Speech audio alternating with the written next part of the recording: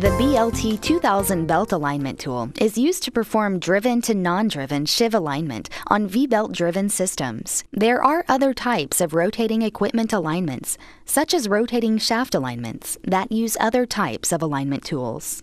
Coordinate with operations to have the equipment removed from service.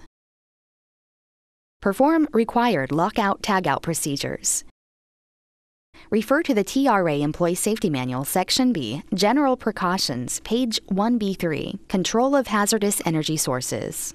Contact your supervisor for any specific questions you have regarding lockout-tagout procedures for this piece of equipment. If the unit is equipped with a secondary local power disconnect, place it in the off position. Remove the V-belt guard from the pump and inspect the guard. Check for any corrosion or cracking on the guard. Write a safety work order if repair is needed. Visually inspect the V-belt for cracking, fraying, cuts, and any unusual wear patterns. Also, look for glazing on the belts that could indicate overheating or hardening. Use a set of sheave gauges to check for excessive wear. If excessive wear is found, write a corrective work order to replace. Next, use a dial caliper to measure the thickness of the face of both sheaves. If different, see page 13 in the manufacturer's manual to make necessary target adjustments. Install the alignment tool on the largest sheave.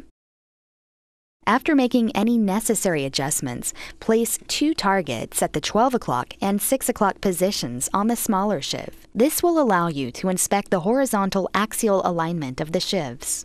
Turn the alignment tool power on. Observe the laser beam on the targets. The beam should light up the line between the V-notches on both targets. If the beam lines up properly, no horizontal axial alignment adjustment is necessary. If the beam does not line up, adjustments may be required. Turn off the alignment tool. Place a 3rd target on the smallest sheave. This will allow you to check the horizontal angular alignment of the sheaves. Turn the alignment tool power on. Observe the laser beam on the targets. The beam should light up the line between the V-notches on all 3 targets. If the beam lines up properly, then no horizontal angular alignment adjustment is necessary. If the beam does not line up, adjustments may be required. Turn the alignment tool off. If no adjustments are required, remove the targets from small sheave and the alignment tool from the larger sheave and store back in the protective case. Reinstall the belt guard cover and ensure all bolts are installed and tightened securely.